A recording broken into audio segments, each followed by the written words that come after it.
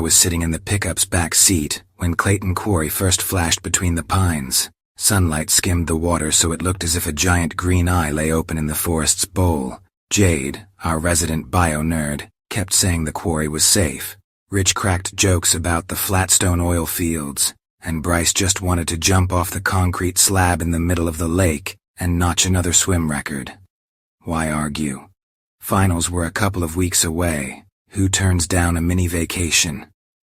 We reached the platform fast. Bryce scrambled onto the rough concrete, hauled me up, and I felt the heat leave my skin into the gray block.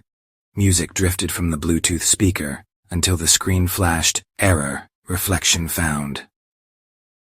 I figured it had taken on water, but the moment stuck as the first odd note. Rich dangled his legs, lazily kicking the water. He suddenly jerked back. Around his foot the lake turned icy even though the rest was pleasant. "Karst, chill," he grunted, but his voice sounded muffled, like a spoon against foam. Then Bryce leaned over the edge. His face went dark. "There's a mirror down there, big and black," he muttered.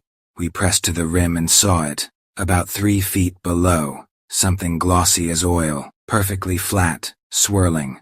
Bryce touched it. The black skin drew in his fingertip like a latex mask inhaling.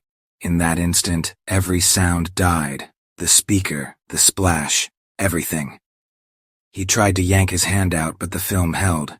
I grabbed his wrist, cold shot through my palm. A heartbeat later, Bryce was gone. The water slid back, smooth, indifferent.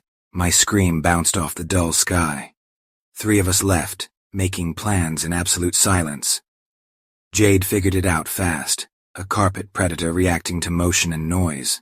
We had to stay still, wait till dawn when, he said, the resin molecules would settle. While we debated, Rich unraveled.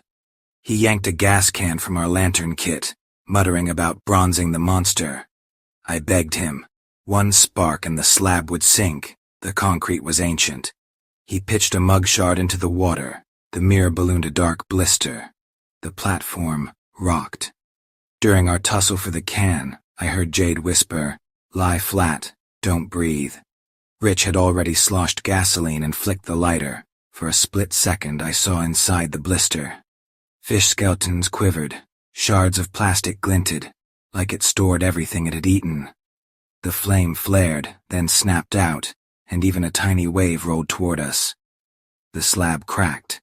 We dropped to our knees. I heard the concrete moan. Rich tried to sprint along the edge, but the mirror lunged at the sound, a tentacle paw smacking his legs. He vanished without even a shout.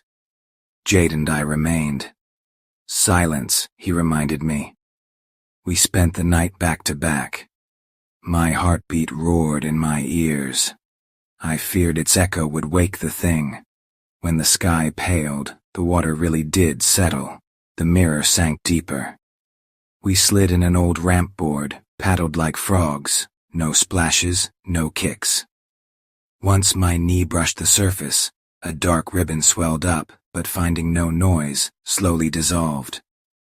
The shore met us with reeds and a clay bank. We collapsed, voiceless. The morning breeze smelled of campfire smoke, birds sang, and the ordinary sound was louder than any stadium roar. Later the county sealed the quarry. Jade talked to the scientists. I just nodded. Every word felt like an extra sound that might call the Black Mirror back. Now when someone asks why I don't drink soda, I say, the bubbles bother my teeth. The truth is different. I can't stand watching anything rise to the surface. What if it sees its reflection again and decides it's still 1 victim short? Bryce used to say, water is the sky's mirror. He never knew that sometimes the mirror looks back. If you made it all the way to the end, then you're exactly the kind of person I'm looking for. Hit that subscribe button. It really means a lot to me. I hope I can keep bringing you more stories, to make you smile, or maybe, to scare you.